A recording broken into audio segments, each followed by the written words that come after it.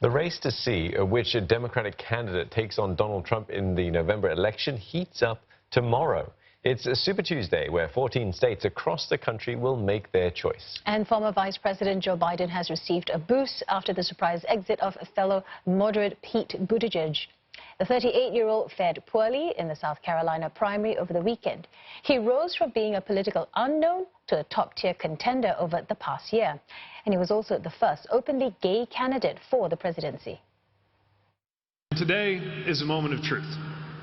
After a year of going everywhere, meeting everyone, defying every expectation, seeking every vote, the truth is that the path has narrowed to a close for our candidacy, if not for our cause.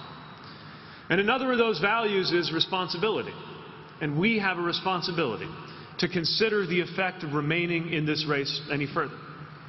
Our goal has always been to help unify Americans to defeat Donald Trump and to win the era for our values.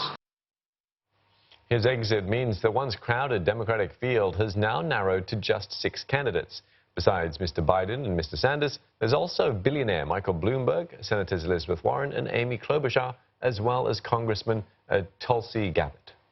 And Super Tuesday is the biggest day of the entire presidential primary process. 1/3 of the delegates who will formally pick the Democratic nominations are up for grabs.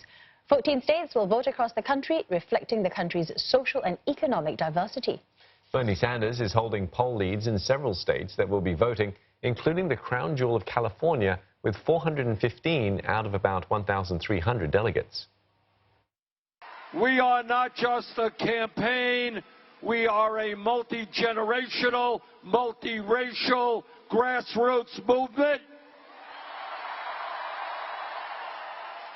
that is going to create an economy and a government that works for all, not just the 1%.